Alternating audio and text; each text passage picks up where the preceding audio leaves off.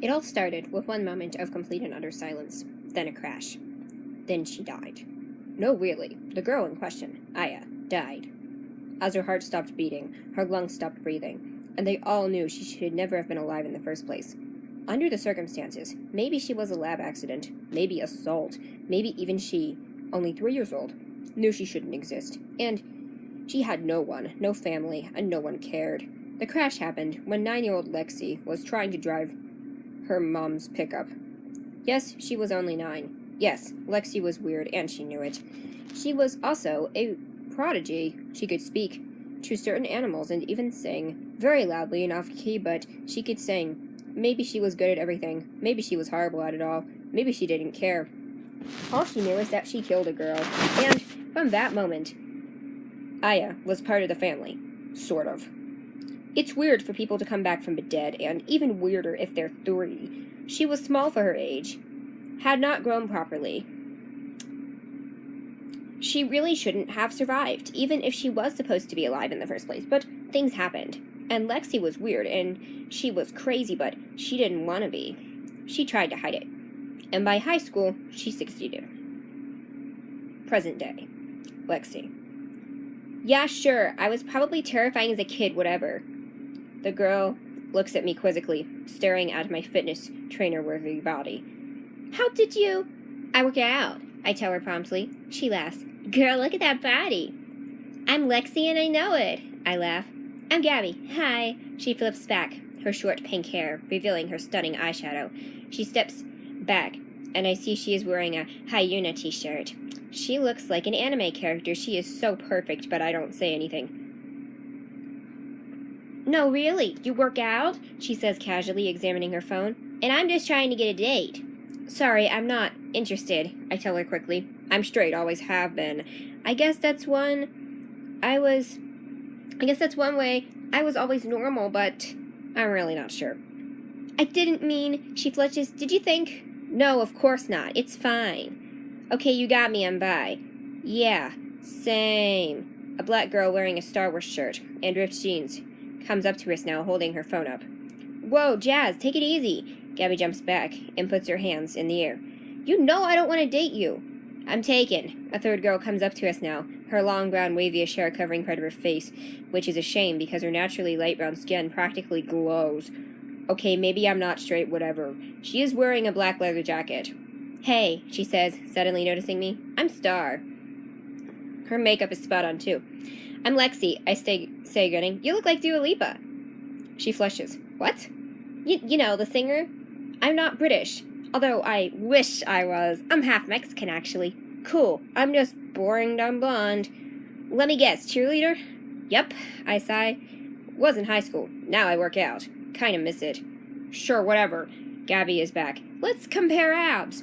Oh, hell no. Jazz throws her hands up in the air. You have good curves, Jazz. No need for abs. Fine, whatever. Jazz tears off her shirt. I'm already wearing a crop top, so whatevs, revealing her stunning curves. Gosh. Gabby is slightly less impressive but still fit, while Star refuses to take off her jacket. Come on, Dua, taunts Gabby and Jazz. Take it off. But I just met Lexi, she groans, taking off the jacket to reveal her t-shirt. Call me Mrs. Tom Hiddleston. Oh, bullshit, says Jazz. Call me Miss Moving On. What? Dua is 22? Asks Gab. Yeah, I'm 23, close though. She takes her shirt off and shows that, well, she has no abs, but she's slim. Skinny even, but perfect. And Tom Hiddleston is what, 40? He's 37, says Star defensively, and my name isn't Dua. Whatever, Dua, laughs Jazz. Well, Lexi, tell us more about yourself. There's a slight problem with that, of course, because I'm not exactly normal, and it's not that I was a cute little blonde prodigy either, no. It has more to do with the fact that I was raised in a sewer. Yep, you heard right, I was raised in a sewer, and even before I hit Aya with a truck, yes, I drove at 9, deal with it, I lived with my parents in a sewer. Yes, it's kind of a long story, actually. Basically, Tana, my mom, found me smoking weed out back of 7-Eleven when I was 4 and decided that I didn't have parents. And if I did, they didn't care about me. I don't really remember, I just know Tana thought I was a prodigy. So she took me home to where she lived with her part-time husband, Eduardo, underneath the city. and the giant sewer system. It's crazy, some of the stuff we picked up in our little hole. Some people tried to flush some pretty weird stuff. Yes, there was an alligator once, but I guess that's beside the point. Other than the absolute absurdity of the anomaly that was Tana, Eduardo, Aya, and I, and Pax, but we don't talk about him. I don't know if it was a family or whatever, but there was a cat, too, named Zeus. Yes, Zeus. And a dog, who would come by sometimes. Aphrodite. That one was Aya's idea. Well, anyway, before high school, when Aya was 8 and actually not dying, Tana decided to get her shit together, and she moved to the basement apartment. Right near the sewer. Not much better, if you ask me, and brought some clothes at Goodwill. And I acted like I actually got them at Forever 21. So, no. No one will ever know my secret, that I am nothing. Oh, there's not much that interesting. I used to be a cheerleader. I did a few Chads and Bryans, and we made out in Emma's van. I got C's in school. Not much to tell. Gabby laughs hysterically. That is the most fake-ass BS I've heard in a long time, girlfriend. No, really. It's all true. There's something she ain't telling us? Jazz says, and I realize she's recording the whole thing to post to Instagram. Star hums nonchalantly, looking at her phone, probably photos of Tom Hiddleston. And then, I remember. I'll never be that girl again. Oh, oh, oh. I'll never be that girl again. Oh, oh, oh. My innocence is wearing thin, but my heart is growing strong. So call me, call me, call me, Miss Moving On. Oh, oh, oh. Miss Moving On. Whoa, whoa.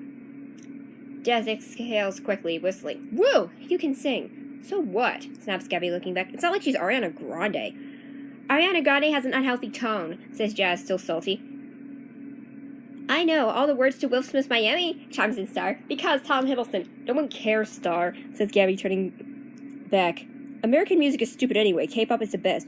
Everyone knows you're really Japanese, not Korean. Excuse me, I'm American, retorts Gabby. Anyway, I love how you know Blackpink, 2NE1, FX, Psy, of course. What if I told you? Stop with the memes, no one cares. No, I begin again. This is real.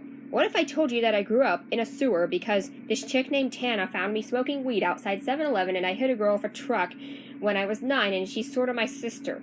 You're crazy, Lex, says Star. Anyway, don't call me Lex. Why? Lex Luthor, of course. Aya.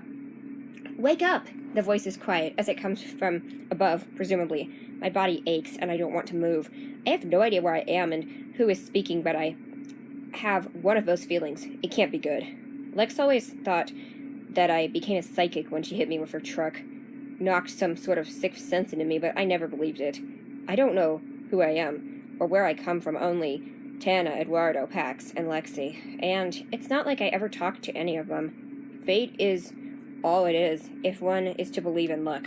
I do. Luck in gods and magic and rituals, superstitions, horoscopes, psychic ability. It's just how I have always been. Who knows who or what is out there, but there isn't much I can do about it anyway. Wake up, now. Get up. Objection will get me in trouble, won't it? I am surprised at the sound of my own words as I sit up, blinking in the dim light. Do you want a job? I don't even know who you are.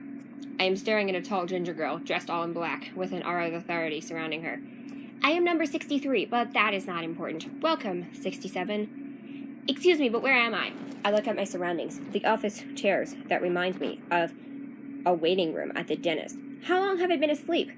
2 years. You were in a coma. I woke you up. They said it was a miracle. I called BS, but apparently you're not supposed to be alive. I always knew that, I remind her, but I have been in a coma for 2 years? Oh, yes, after the incident, and I can help you. You don't have family, do you? For a moment, I think of mentioning Tana and Eduardo, but I shake my head. I know that Pax is not to be messed with, and Lexi isn't here. All right, well, let me ask you again. Do you want a job? Who are you? I'll tell you once you take this job, Aya. Now listen.